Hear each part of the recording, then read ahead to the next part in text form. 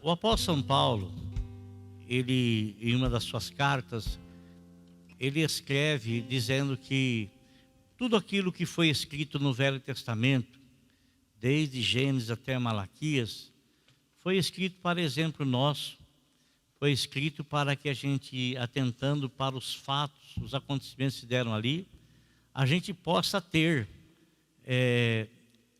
e observarmos as pessoas como elas agiram em sua fidelidade para com Deus.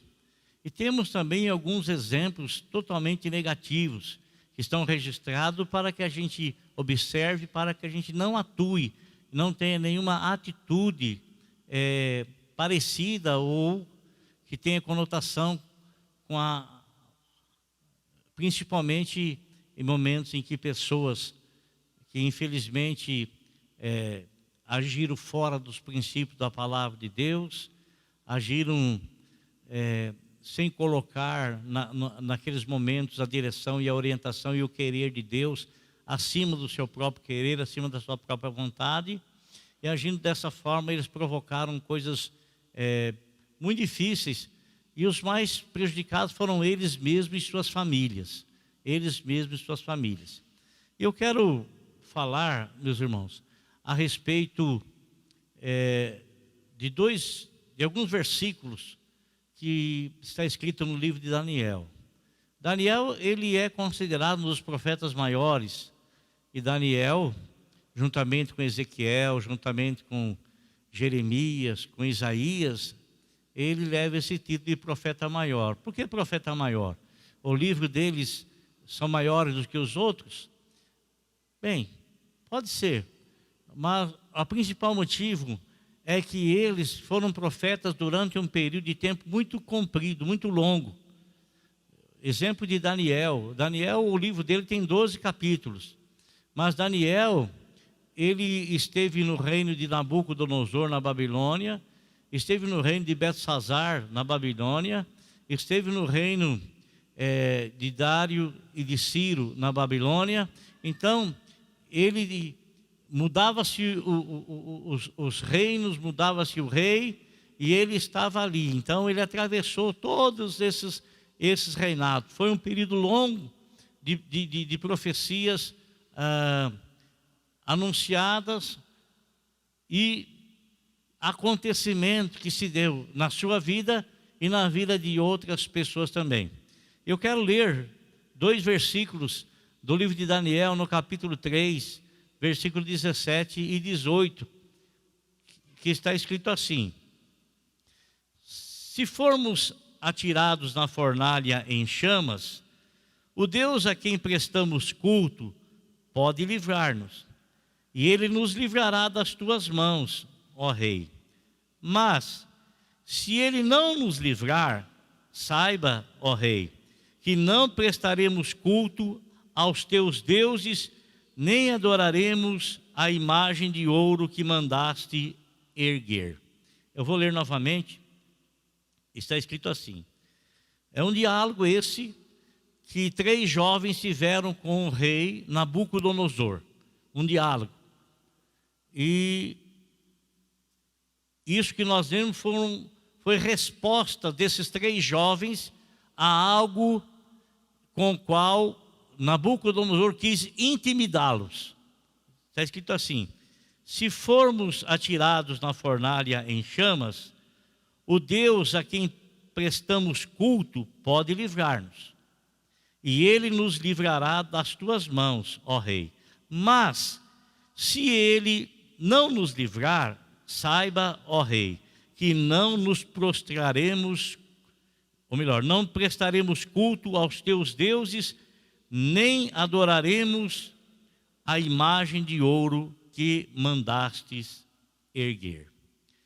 Quando Nabucodonosor, ele e os seus exércitos invadiram Jerusalém e Judá, levando muitas pessoas como escrava para ter mão de obra de graça, ele pediu que levassem também algumas pessoas, e essas pessoas eram pessoas da corte real de Judá. Entre essas pessoas estavam Daniel, estava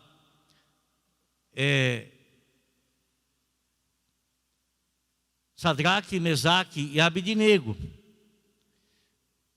Não apenas esses 4, haviam outros também. Mas, conforme a gente percebe na Bíblia Sagrada, que Adão e Eva tiveram filhos e filhas. Mas nós vemos e conhecemos apenas o nome de 3 filhos de Adão e Eva: Caim, Abel e Sete. Teve filhos, outras filhas, mas por que não houve a preocupação do nome dessas pessoas? Porque a história que Deus queria que nós tivéssemos conhecimento se deu em cima desses 3. Assim também, nós vemos aqui que falam de 4 jovens que foram trazidos, adolescentes para jovens, que foram trazidos lá da corte de Judá. Foram levados para a Babilônia, aonde Nabucodonosor tinha a intenção de ensiná-los em toda a ciência dos caldeus, ensinar a língua. E sabe, meus irmãos, esses jovens, eles eram jovens que conheciam várias línguas, vários idiomas. O livro de Daniel, alguns capítulos, foi escrito em aramaico, pelo próprio Daniel. Outros foram escritos em grego e hebraico, em hebraico. Mas Daniel, ele sabia falar o grego, o hebraico, o aramaico, e era alguém que poderia ter muita utilidade para o rei Nabucodonosor, servindo ali como um poliglota, servindo ali como um bilíngue e qualquer coisa assim, né? Então, Nabucodonosor, esses 4 jovens, quando foram levados para a Babilônia, esses 4 jovens receberam da parte do rei o melhor tratamento. O rei, inclusive, determinou que todos eles fossem alimentados com a comida do rei e bebessem também do vinho da mesa do rei. Imagine você quantas pessoas desejavam comer a comida de Nabucodonosor. Quantas pessoas lá na Babilônia não pensavam assim: o que será que o rei tem para comer, hein? Né? E muitos talvez sentiam o desejo, queriam comer, pelo menos experimentar a comida, porque era uma comida diferenciada, e beber o vinho, que era um vinho da mais alta qualidade. Mas isso foi oferecido a esses 4 jovens, e eles recusaram, eles não quiseram. Eles colocaram no coração o desejo de não se contaminar com as iguarias do rei, com aquilo que o rei oferecia. Eles preferiram permanecer fiéis aos princípios nos quais eles foram ensinados. Princípios espirituais, descritos nos 5 primeiros livros da Bíblia, nos quais eles eram ensinados, e até hoje são ensinados todas as crianças judias. Gênesis, Êxodo, Levítico, Números e Deuteronômio. Eles foram ensinados ali. E havia as leis determinadas pelo Senhor para que todos os judeus pudessem obedecê-la, para que o Senhor pudesse marcar sua presença e estar junto com eles. A Bíblia fala assim que não podem 2 estarem juntos se não estiverem de acordo. Não tem como. 2 não podem estarem juntos, andarem juntos, se não estiverem em concordância. E não é Deus que tem que concordar com o homem, mas sim o homem que tem que concordar com Deus. Não é o homem que traça planos, traça projetos ou leis para que essas sejam obedecidas por Deus, mas Deus, ele traça as leis para o homem, para que o homem, cumprindo, o próprio homem encontre a felicidade, encontre o prazer e desfrute da graça com a qual Deus quer nos abençoar. Então, esse livro escrito por Daniel, ele foi escrito no 6º século antes de Cristo, ao ano 530, 535, ali mais ou menos antes de Cristo. E Daniel, ele teve essa preocupação, a preocupação de escrever os episódios que aconteceram tanto com ele quanto com esses 3 jovens. Um desses episódios, você sabe, que foi ele ter sido lançado na cova dos leões. ele foi lançado na cova dos leões. Os leões não puderam comer porque Deus tinha um plano, Deus tinha um projeto ainda na vida de Daniel. Deus tinha um plano, Deus tinha um projeto.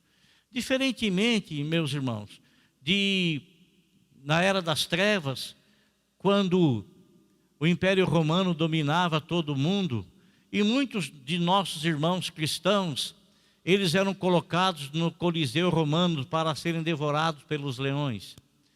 Deus livrou Daniel porque Deus tinha um projeto com Daniel. Deus livrou para um testemunho maior.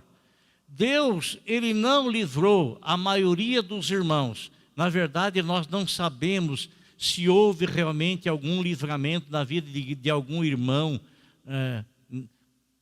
nessa época, nesse tempo. Nós não sabemos. Não sabemos. O que nós sabemos na história é que muitos dos nossos irmãos serviram de espetáculo e comida para um coliseu totalmente repleto, com mais de 100 mil pessoas, todos sentados em arquibancada, e lá na arena, então, os nossos irmãos, os cristãos, não porque eles eram maus elementos, não porque eles haviam se levantado contra o imperador, não porque eles não pagavam impostos, não porque eles roubavam, nada disso. Eles foram lançados como espetáculo diante daquela multidão para serem comidos pelos leões por serem cristãos. Eu fico às vezes, irmãos, imaginando esses nossos irmãos, se nós estivéssemos no lugar deles, qual seria a nossa reação?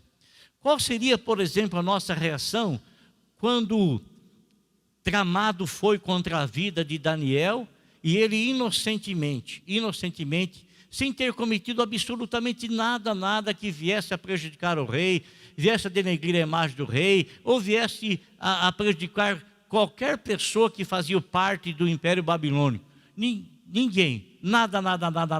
E mesmo assim ter sido lançado na cova dos leões devido a uma maquinação maquiavélica, né? Projetada, arquitetada contra a vida dele, e ele inocentemente foi pego num ato de proibição. Não podia se orar a nenhum Deus, havia um decreto feito por esses homens que sabiam que Daniel era fiel a Deus, que ele não deixaria de orar. Então esses homens tramaram contra ele e foram até o rei e disseram: rei, faz um decreto aí que qualquer pessoa que fazer oração a qualquer outro Deus e pedir alguma coisa a qualquer outra pessoa seja lançado na cova dos leões, né? E o rei achou que fez isso, mas era uma tramóia contra Daniel, e consequentemente Daniel foi pego orando e foi lançado na cova dos leões. Mas Deus preservou a vida dele e ele pôde então escrever esse livro maravilhoso, esse livro que conta e que fala, é o Apocalipse do Velho Testamento, que fala a respeito do fim e de tantas coisas e acontecimentos que se deu com Israel e que se vai dar e que se dará com a igreja. Então, Daniel, meus irmãos, esses outros 3 jovens, por eles se preservarem, por eles não se contaminarem com a comida, com o manjar que o rei lhes oferecia, né? Propondo no coração apenas comer legumes, eles receberam uma grande bênção da parte de Deus. Eles fizeram isso por amor a Deus. Eles poderiam ter se alimentado com a comida do rei, poderiam, como outros fizeram, porque não foi só os 4 que vieram, não foram só os 4 que foram trazidos cativos lá de Judá. Outros foram também, mas a história está em cima desses 4. A continuidade, os acontecimentos se deu em cima desses 4 jovens. A Bíblia nos fala que por eles serem fiéis ao Senhor e não negarem a fé deles em terra estranha, Deus os visitou e Deus os abençoou, dando a eles um espírito excelente, um espírito de sabedoria, de compreensão e de revelação, não é? E Tudo tinha um propósito, logicamente.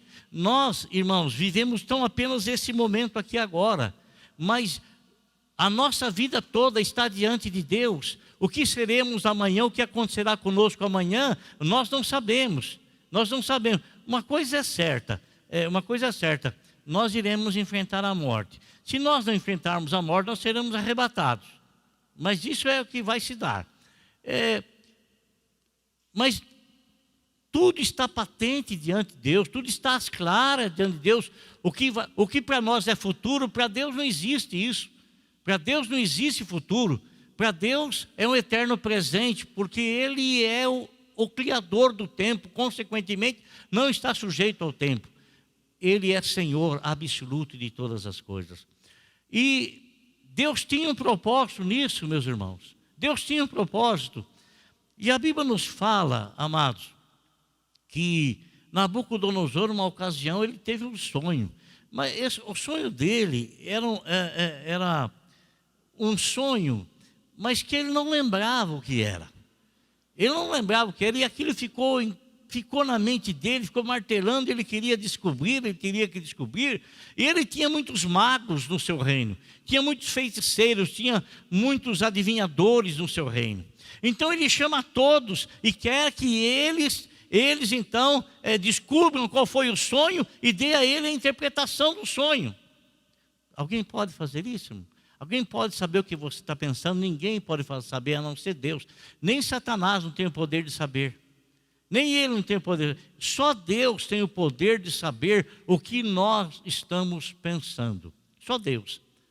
E Nabucodonosor teve um sonho que ninguém descobria, ninguém sabia o que era. E ele queria que alguém revelasse qual sonho era e qual era a interpretação desse sonho. E ele ameaçou de morte. Ele disse que ia matar todos os sábios, todos os astrônomos, todos os astrólogos. Ele ia matar todos os feiticeiros, ia matar todos os adivinhadores, todos, porque ninguém podia dar o esclarecimento do sonho que ele teve.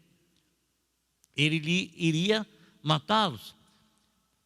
E olha que ele ia cumprir. Estava chegando o próximo dia dele mandar matar todos, quando chegou isso aos ouvidos de Daniel. E Daniel, então, falou, pediu um tempo, me dá um tempo que eu vou orar ao meu Deus. E Deus, Ele poderá me dar a revelação e a interpretação. E assim aconteceu, irmãos. Estava um espírito excelente sobre ele. Que espírito é espírito excelente, a não ser o Espírito de Deus? Que espírito é espírito excelente, a não ser o Espírito Santo? Não é? Então estava sobre ele. A Bíblia fala que o Espírito de Deus, ele prescruta todas as coisas, ele sabe todas as coisas, ele tem ciência de todas as coisas, ele tem conhecimento de todas as coisas. Né?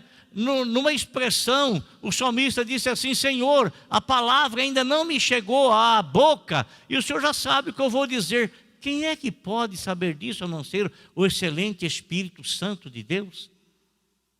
E eles, meus irmãos, a Bíblia nos fala que Deus deu a Daniel a revelação e a interpretação do sonho.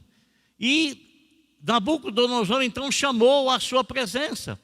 E quando Daniel foi chamado à presença do rei, ele disse para o rei: Rei, o que você sonhou foi o seguinte: você sonhou com uma estátua enorme, muito grande. E essa estátua, ela era formada por materiais diferentes. A cabeça dela era uma cabeça de ouro. O peito e os braços eram de prata. O quadril e parte das pernas, ele era de bronze. E os pés, eles eram feitos de ferro misturado com barro.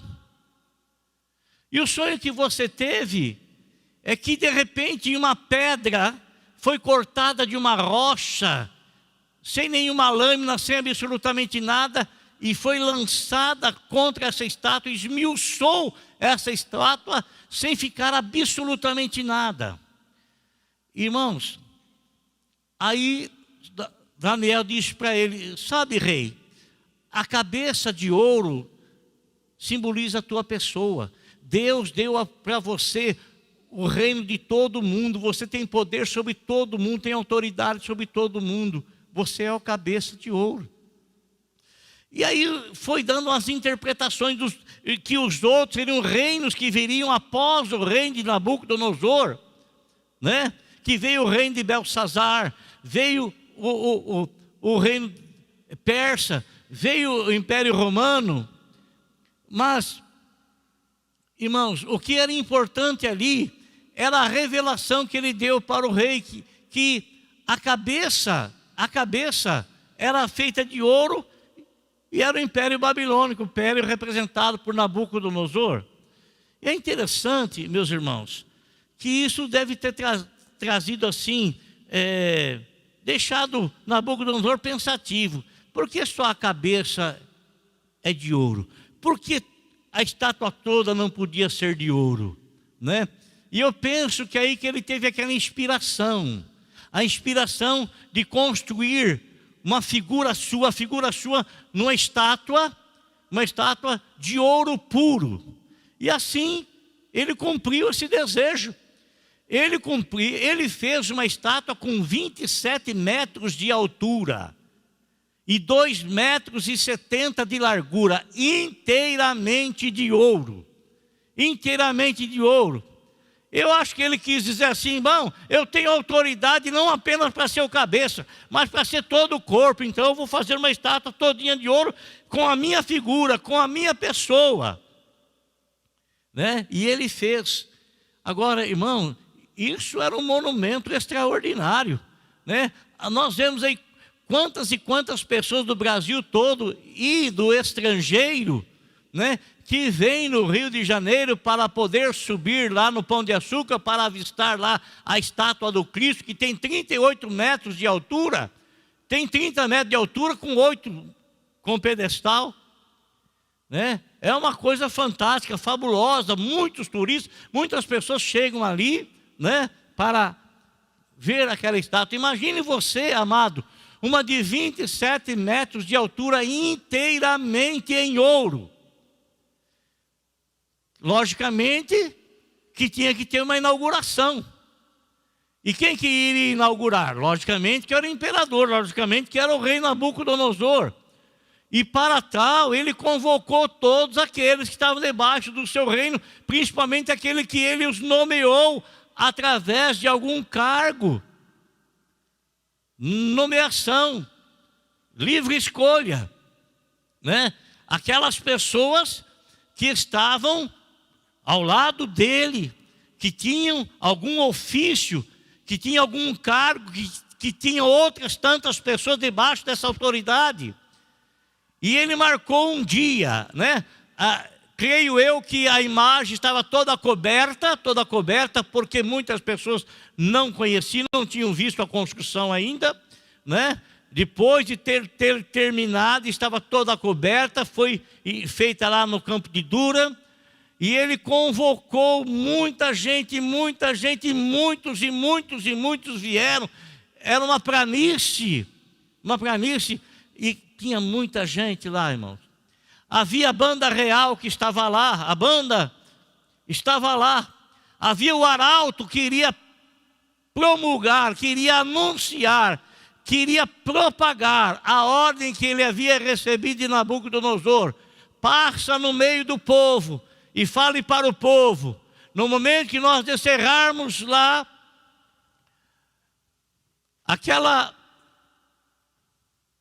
descermos o manto que está cobrindo a estátua, a música começará a tocar e todas as pessoas terão que se ajoelhar e adorar a imagem de Nabucodonosor, não é?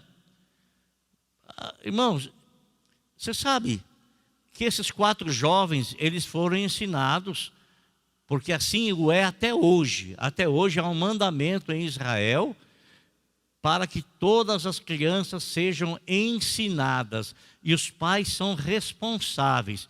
Os pais não têm um mandamento e deixam o mandamento ao léu.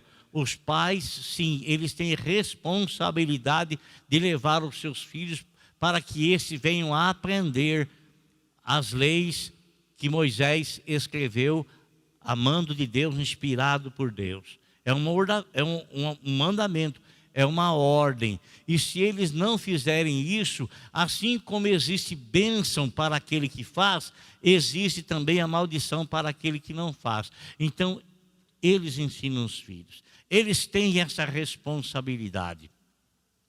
E num dos livros, em Êxodo capítulo 20, tem um versículo que está escrito assim: não farás para ti imagem de escultura, nem semelhança alguma do que é em cima no céu, ou embaixo na terra, ou nas águas debaixo da terra. Não se curvarás a elas e nem prestarás culto. Então eles têm isso, eles são ensinados assim. Eles adoram somente a Deus. Eles não têm nenhum simbolismo religioso na figura, nada, nada, nada. Eles adoram ao Deus, eles oram a Deus, eles confessam a palavra de Deus, eles têm o livro de oração. Então eles falam diretamente com Deus. Uma ligação não através de um objeto qualquer que foi feito pela mão humana. Não é assim. Deus não admite isso, não aceita isso e não permite isso. E Deus jamais mandou que tal coisa fosse feita, né? Então eles têm isso. E eles lá agora, irmãos, eles estão lá agora, toca-se a música, descem lá aquele pano que está cobrindo aquela imagem, e todo mundo se ajoelha, prestando culto e adoração. Aquela coisa que foi feita pela mão do homem, simboliza lá, é a imagem de Nabucodonosor, mas é uma coisa inanimada, é uma coisa que não cheira, é uma coisa que não tem, que tem ouvido, mas que não ouve, que tem olhos, mas não vê, que tem mão, mas não apalpa, que tem pés, mas não caminham. Se acontecer um incêndio ali, vai ficar ali, vai queimar ali. Não vai resolver nada por ninguém, não vai fazer nada por ninguém. Agora, todo mundo se ajoelha em adoração à imagem de Nabucodonosor. Apenas esses 3 jovens, Sadraque, Mesaque e Abednego, permanecem em pé. Olha, eu estou vendo todos vocês sentados aqui, mas eu percebo que tem um único irmão que está em pé, e ele em pé está chamando a minha atenção, porque ele sobressai, entre todos ele sobressai, porque ele está em pé lá aos fundos. Imagine você, todas as pessoas ajoelhadas e 3 homens em pé no meio dessas pessoas. E eles não estavam, irmão, no meio da multidão. Por que não estavam no meio da multidão? Porque eles eram oficiais, eles eram pessoas que já estavam prontas, servindo na corte de Nabucodonosor. Então ele estava em lugar separado com demais figuras desse naipe. E o que acontece? Acontece que pessoas viram os 3 em pé. E ao vê-los em pé, o que eles fazem? Eles procuram Nabucodonosor, principalmente porque os 3, eles eram estrangeiros. Eles não eram babilônicos, eles eram estrangeiros. Eles não eram caldeus. Eles vão lá e falam: olha aqui, rei, o senhor não mandou, as pessoas não eram, o arauto não saiu promulgando isso aí, não saiu falando isso aí, não falou, saiu anunciando isso aí. Olha aqueles 3 rapazes que você trouxe lá da corte de Judá lá, não fizeram caso de ti não. Nabucodonosor, quando ouviu aquilo, irmãos, ele ficou por demais irado. E ele chama esses 3 rapazes na presença deles. Onde já se viu 3 jovens não acatarem a ordem de Nabucodonosor, o rei da terra? Onde já se viu uma coisa dessa? Eles estavam provocando a desobediência. Sabe, irmãos, uma coisa, a Bíblia nos fala que nós devemos obediência às autoridades legitimamente constituídas. As autoridades que são legitimamente constituídas, então, nós devemos obediência a essas pessoas. Assim é com o prefeito da nossa cidade, porque foi eleito legitimamente. Assim é com o governador do nosso estado, porque foi eleito legitimamente. Assim também é com o presidente, que foi eleito legitimamente. Então nós devemos obediência. A Bíblia nos fala e nos recomenda isso, nos ensina isso, nos orienta assim. Nos orienta assim. Mas, irmãos, a Bíblia nos dá autoridade também para não obedecer quando governantes querem fazer com que você desobedeça a palavra de Deus. A ordem de Deus, ela é maior do que qualquer governante. Você sabe o que está acontecendo lá na China? Lá na China está acontecendo, o presidente do país está perseguindo os cristãos, está exterminando com a vida dos cristãos, está colocando as igrejas cristãs toda no chão, principalmente as igrejas católicas, e eu não até agora não ouvi o Papa falar um A sequer contra isso. Nada, nada, nada. Silêncio total. Por que será? Não tem falado nada, nada, nada, nada, nada. Absolutamente nada. E os cristãos, nossos irmãos, estão sofrendo lá. O presidente, através do Partido Comunista, está perseguindo os cristãos, tirando, irmão, a ajuda que o governo dá a essas famílias, que são famílias que têm necessidade, não apenas famílias cristãs, mas ele está tirando apenas das famílias cristãs o auxílio do governo. Somente das famílias cristãs. E ele quer que essas famílias renunciem à fé em Cristo e que todas elas tragam junto de si, em suas residências, uma fotografia do presidente do país.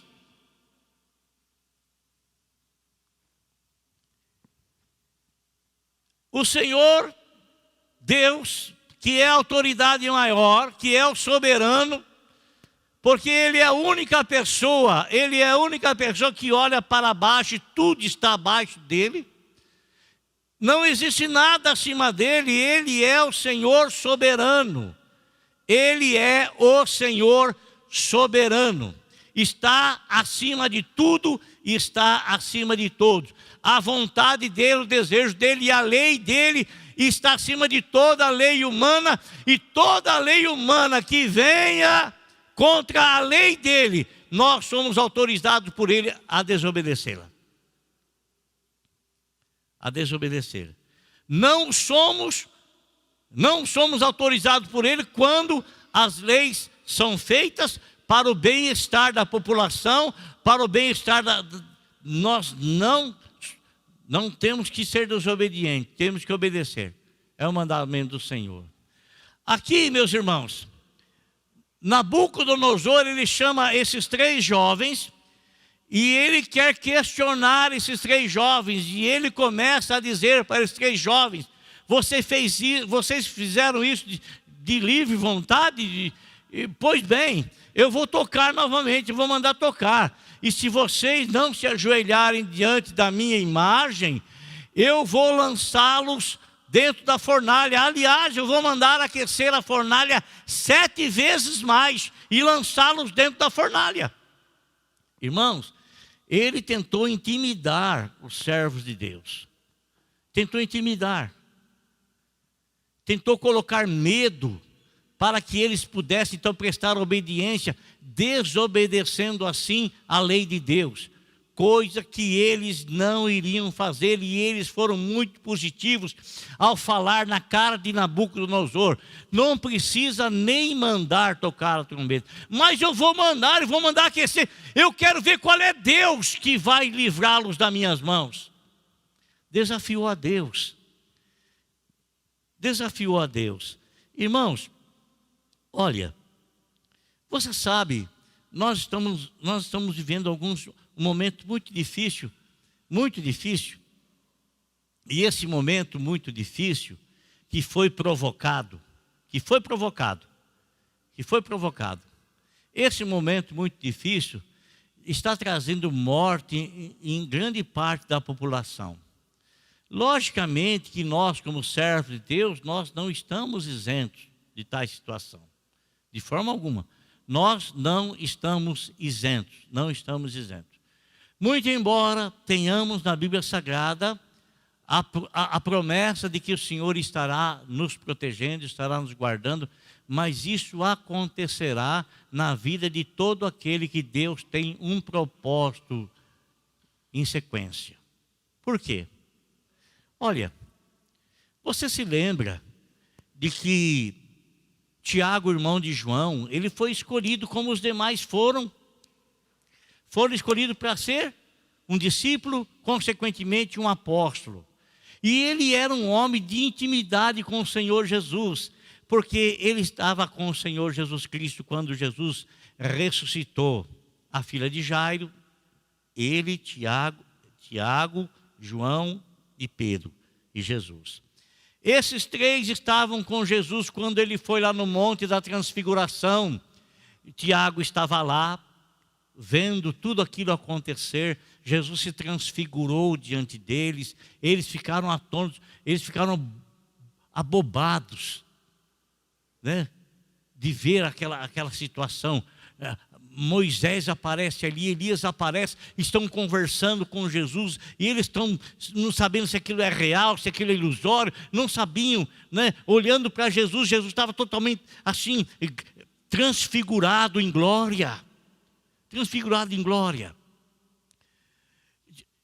Lá no Getsemane, quem é que estava junto com Jesus? Pedro, Tiago e João. Mas, irmãos, o que aconteceu com Tiago? Tiago, ele não teve tempo de exercer o ministério dele. Por que não teve tempo? Porque ele foi preso. Ele foi preso por Herodes e teve a sua cabeça cortada. Mas o mesmo não aconteceu com Pedro, que Herodes tinha a intenção de fazer o mesmo. O mesmo não aconteceu com João, que Herodes tinha a intenção de fazer a mesma coisa. O mesmo não aconteceu com os demais apóstolos. Não aconteceu ali naquele momento, não. Por quê? Porque eles tinham o ministério a ser exercido. E Deus lhes havia feito promessas. Consequentemente, no Salmo de número 138, tem um versículo que fala assim, que o Senhor Deus, Ele coloca o nome dEle e a palavra dEle acima de tudo. Então, quando Ele promete alguma coisa para alguém, não existe absolutamente nada que faça com que a palavra dEle volte atrás. Mas quando Ele também não tem nenhuma promessa, não existe nada também que faça com que Ele vá avante com aquela pessoa. E nós vemos nessa pandemia, irmãos, muitas pessoas que foram atingidas, tantos aqueles que habitam no esconderijo do Altíssimo, como aqueles que buscam refúgio em qualquer outra coisa que se apresente. E nós vemos várias consequências. Muitos dos nossos irmãos, eles foram acometidos por essa enfermidade e graças a Deus eles foram recuperados. Muitas pessoas aí fora também, eles foram acometidos por essa enfermidade e também foram recuperados, como muitos não conseguiram a recuperação e como muitos dos nossos irmãos também não conseguiram a recuperação.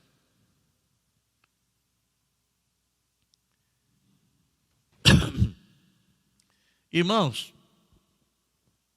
aí surge alguns questionamentos, não é verdade? Agora, vejam bem, Nabucodonosor faz uma ameaça a esses três jovens. E os três jovens são muito claros, não sentem nenhum medo, nenhum temor das ameaças dele. É o seguinte, Nabucodonosor, não precisa nem mandar tocar a sanfona, a guitarra, seja lá o que for, não precisa nem mandar tocar, sabe por quê? Porque o Deus a quem nós servimos, se Ele quiser, vejam bem, eles colocam isso no querer de Deus, na disposição, no desejo de Deus, na vontade soberana de Deus. Se o nosso Deus quiser, ó Rei, Ele irá nos livrar das suas mãos.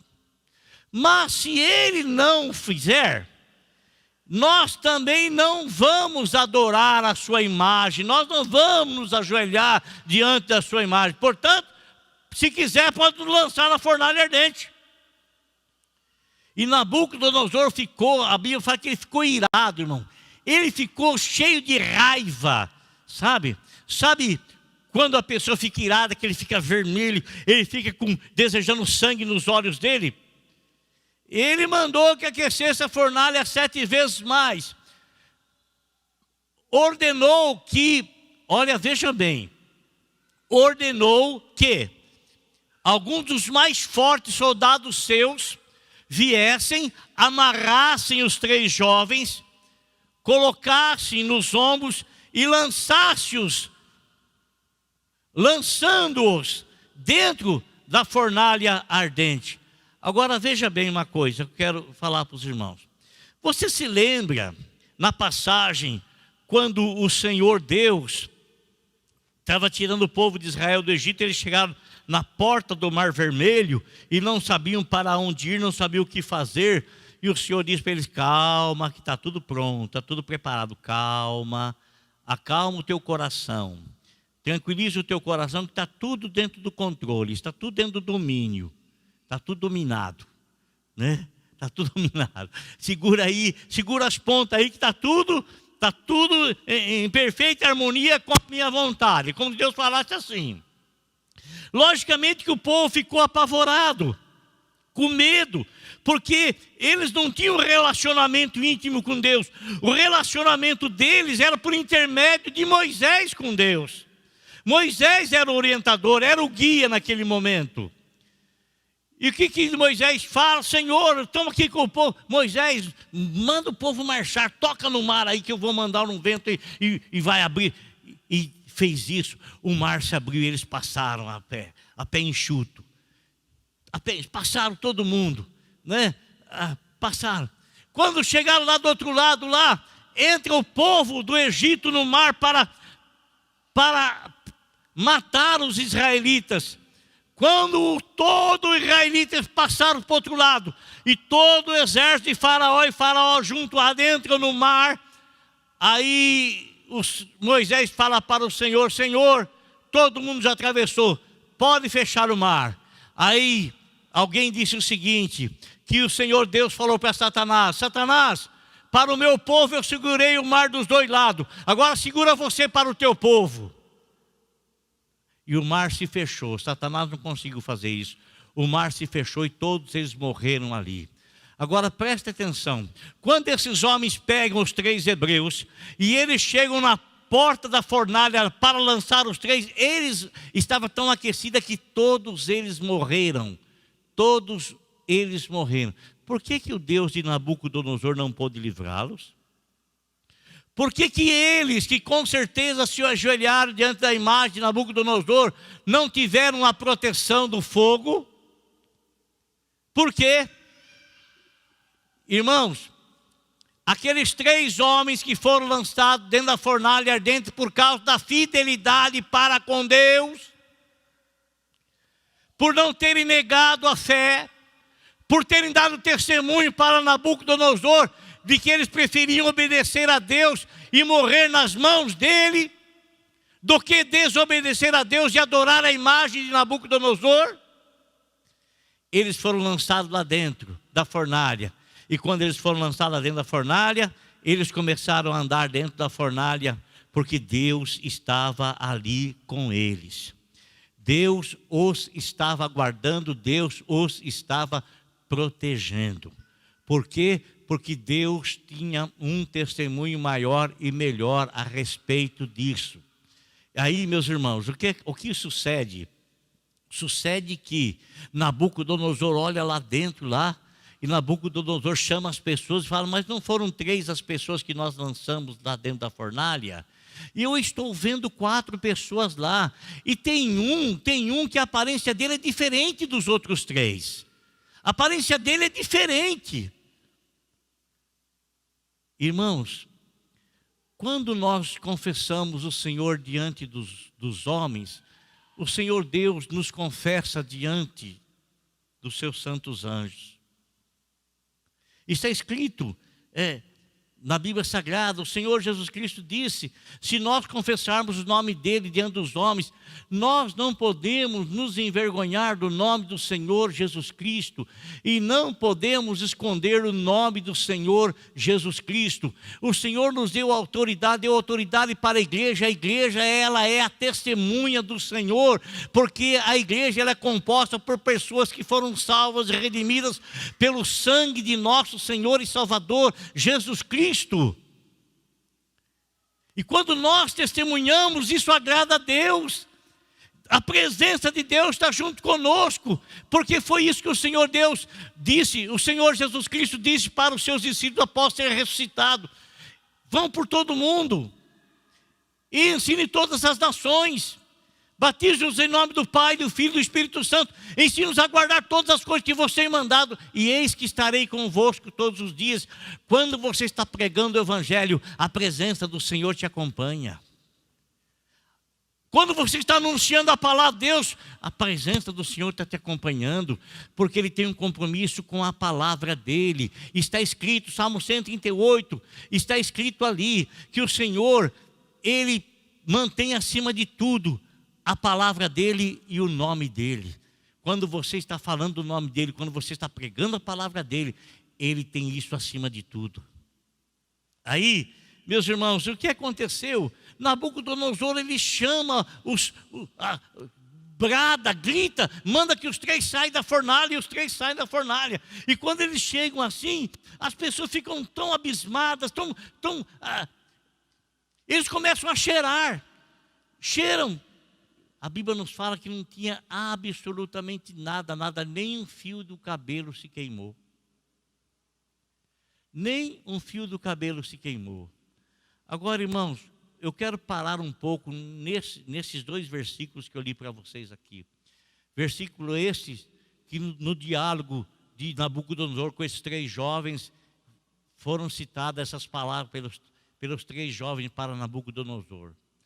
Eles disseram o seguinte: olha, Nabucodonosor, se o nosso Deus quiser, Ele vai nos livrar das tuas mãos. Ele vai nos livrar das tuas mãos, se Ele quiser. Agora, se Ele não quiser, não é isso que nos fará ajoelhar diante da tua imagem. O que está dizendo, irmão?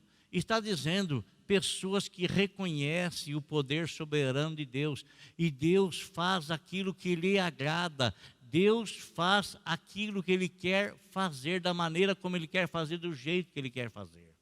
Eu dizia aqui para os irmãos que nós tivemos muitos, e temos ainda muitos pastores, amigos nossos, ou pessoas que nós conhecemos, que foram alcançados por esse vírus aí, e que infelizmente essas pessoas vieram a óbito, assim como pessoas outras que não conhecem o Evangelho, que não pregam o Evangelho, que não têm nenhuma intimidade com o Senhor, e que também vieram a óbito, atingido pelas mesmas coisas. Mas, irmãos, se Deus tem um projeto com a pessoa, além daquilo, absolutamente nada a alcançará. Nada.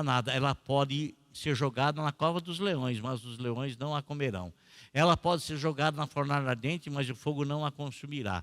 Ela pode estar no leito de enfermidade, no leito do hospital, ela pode estar debaixo com respirador, ela pode estar com oxigênio, mas o Senhor a livrará, se o Senhor tem coisas para ela ainda, da forma como o Senhor livrou a Daniel da cova, os 3 jovens, como livrou Pedro e como livrou João. Mas se Ele não tem um projeto além daquilo, amado irmão, dificilmente o Senhor operará. Dificilmente. Então é importante nós entendermos, é importante nós compreendermos que a vontade do Senhor, ela é soberana.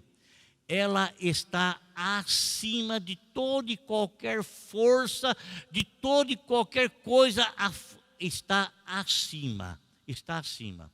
E veja bem, amado, O apóstolo São Paulo, ele, num dado momento da sua vida, ele foi arrebatado até o terceiro céu. E ele, chegando ao terceiro céu, ele viu coisas tão tremendas, viu coisas tão esplendorosas, viu coisas tão magníficas, viu coisas tão maravilhosas, tão maravilhosas, tão maravilhosas, que quando ele retornou, ele pediu para Deus que ele tinha o desejo de partir, de estar com o Senhor, porque ele era muito melhor. Ele era muito melhor. Amado, quando o apóstolo São Paulo fala assim que todas as coisas cooperam para o bem daqueles que amam a Deus, por que que nós não assimilamos isso e não concordamos com Deus, sabendo que a vontade dele é soberana e a maneira como ele faz é sempre da melhor maneira, do melhor jeito, a resposta dele sempre é a melhor resposta, mesmo que ele não nos responda segundo aquilo que nós queremos ter como resposta? Porque todas as coisas ainda, elas estão contribuindo para o bem daqueles que amam a Deus. Tudo que acontece conosco está contribuindo para o nosso bem. E às vezes, irmãos, a gente não consegue ter maturidade suficiente para discernir isso, para compreender isso. A gente vê Paulo falar que o céu é uma coisa maravilhosa, a gente está aqui porque a gente quer o céu, mas quando acontece qualquer coisa significa que, mas por que Deus não livrou? Por que Deus não fez isso? Porque Deus é soberano, Ele faz aquilo que lhe apraz, Ele faz aquilo que Ele quer fazer, do jeito que Ele quer fazer, e aquilo que Ele faz é sempre o melhor, sempre o melhor, sempre o melhor. Se Ele quer que a pessoa se recupere, vai ser o melhor para aquela pessoa. Se Ele quer levar aquela pessoa, vai ser o melhor para aquela pessoa. Vai ser o melhor. E às vezes nós temos assim dificuldade para entender isso, e às vezes a nossa mente, o nosso coração, ele vive cheio de interrogações. Por quê? Por quê? Por quê? Por quê? Porque não aceita a soberana vontade de Deus. Como esses três jovens falaram: você quer saber uma coisa, Nabucodonosor? Quer saber uma coisa? Se Deus nos quiser livrar, Ele vai nos livrar da sua mão. Mas se Ele não quiser também, glória a Deus. Se Ele não quiser também, glória a Deus. Glória a Deus. Será que nós temos maturidade para pensar assim? Será que nós temos compreensão para entender as coisas dessa forma, conforme a Bíblia nos mostra que a vontade do Senhor, ela sempre será soberana e ela é sempre a melhor para a nossa vida?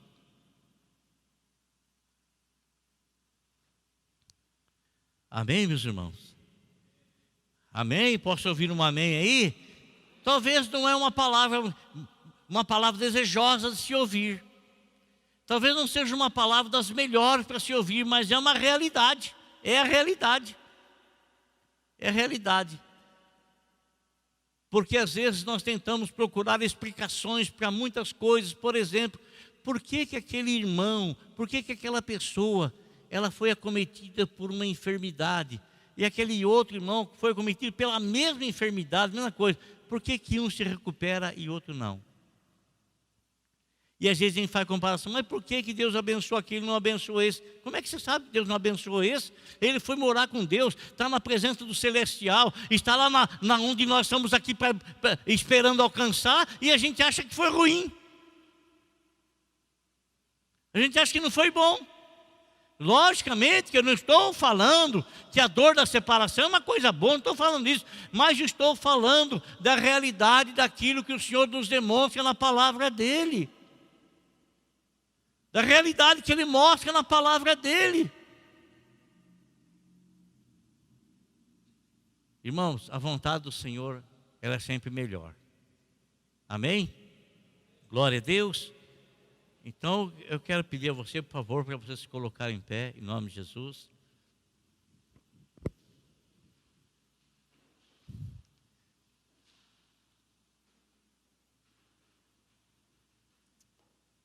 você, meu amado, que está aí sintonizado conosco, ligado aí conosco, em nome de Jesus, que Deus te abençoe e que o Senhor possa abençoar a tua família, possa abençoar o teu lar, possa abençoar a tua casa, e que você possa participar conosco agora, nesse momento, nessa oração que iremos fazer, em nome de Jesus.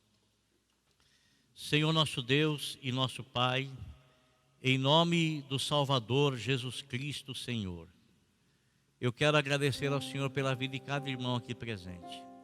E saber, ó Deus, que o Senhor sempre tem o melhor para nós. O Senhor sempre tem o melhor para nós. Sempre, sempre, sempre, sempre. E assim como esses 3 moços, Senhor, que conheciam a Tua palavra, e que eles colocaram a própria vida em risco, para não confrontarem, para não irem contra, Senhor, aquilo que está determinado pelo Senhor, e é na Tua palavra que se expressa a Tua vontade. Meu Deus, em nome de Jesus, abençoe a todos esses Teus filhos. Abençoe, meu Deus, o lar de cada um, a casa de cada um, a família de cada um. Senhor, guarda cada um, é o desejo, é aquilo que nós pedimos. Guarda-nos em paz, em saúde. Guarda-nos dentro da tranquilidade de alma que nos é falado, nos é oferecido na Tua palavra. E assim, ó Deus amado, nós estamos habitando no esconderijo do Altíssimo, na proteção do Todo-Poderoso. Por isso eu te peço, Senhor, que o Senhor abençoe a todos os irmãos que aqui estão. E que eles possam, Senhor, voltar para os seus lares, voltarem para as suas casas, levando a realidade, Senhor, de que a Tua vontade ela é soberana e ela está acima do querer do homem, mas operando Tu, quem pode impedir? E deixando de operar, quem é que irá fazer o Senhor operar? Meu Deus e meu Pai, em nome de Jesus, dai um retorno tranquilo dos Teus filhos para os seus lares, que eles possam ter uma noite tranquila de sono, um sono reparador, ó Deus, e que eles possam ter também uma semana rica das Tuas bênçãos, cheios da Tua misericórdia, cheios da Tua graça, da Tua bondade, da Tua benevolência.